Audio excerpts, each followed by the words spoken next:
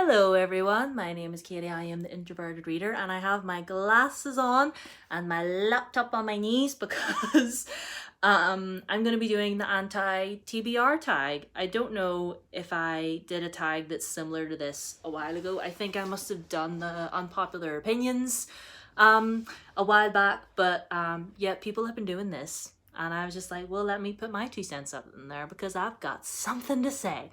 And if I mention your favorite book or whatever, find something better to do. Okay. Okay, so this tag was originally created by Nicole over at Nicole and Her Books. That's what her @ is anyway. That's what I'm seeing here. So thank you, Nicole, for putting this together.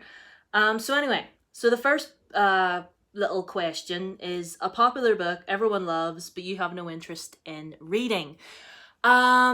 Personally, for me, I'm gonna have to go with The Invisible Life of Addie LaRue.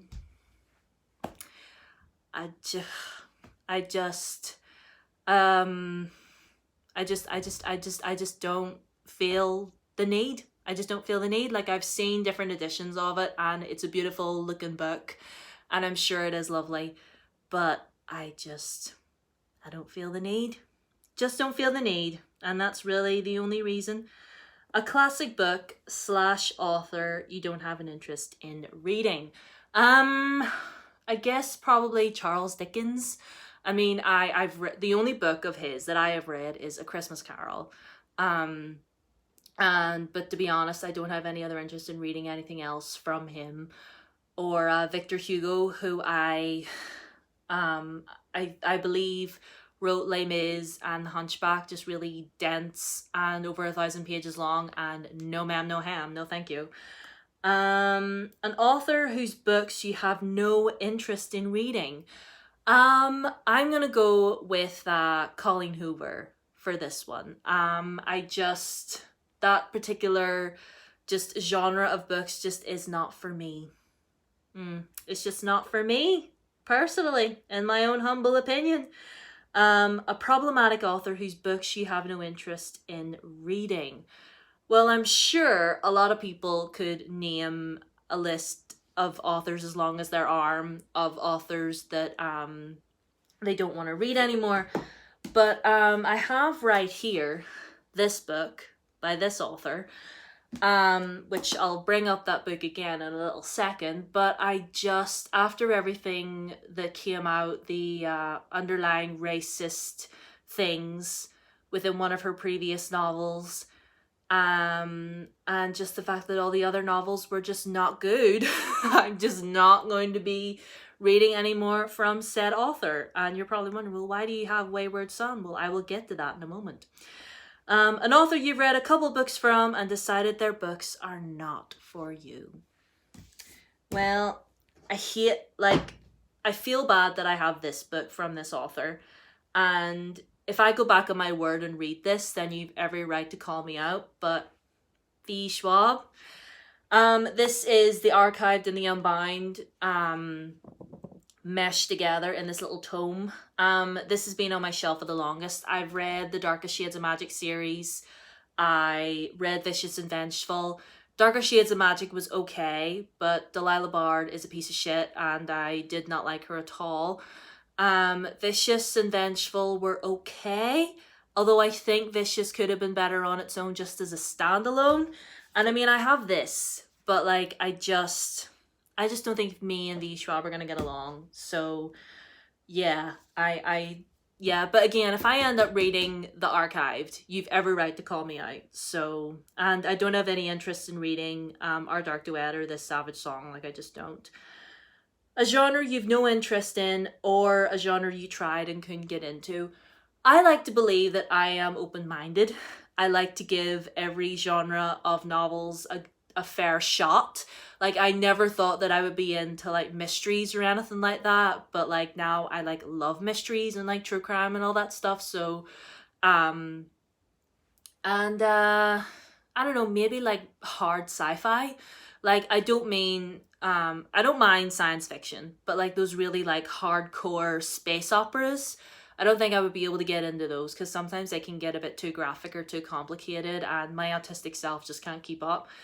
And like, you know those like mass market paperback romances? No, can't be doing that. Can't be doing that. A book you bought but will never read, or a library book you borrowed but returned unread.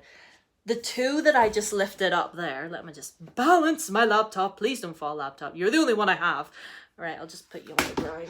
Just put it on the ground before it decides to take a flying leap and die. But I lifted these two, The Dark Vault by V. Schwab and Wayward Son by Rainbow Rowell. Bought these ages ago. They've been sitting on my shelf, and if I'm honest, I don't know if I'm going to read them. But like I said, if I end up caving and reading this one, feel free to call me out.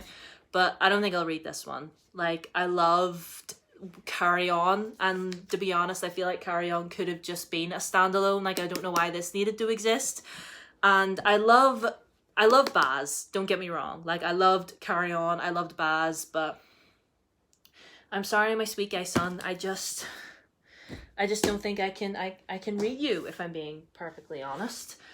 Which I feel really bad about, the fact that I never read them, because, you know, you spent money.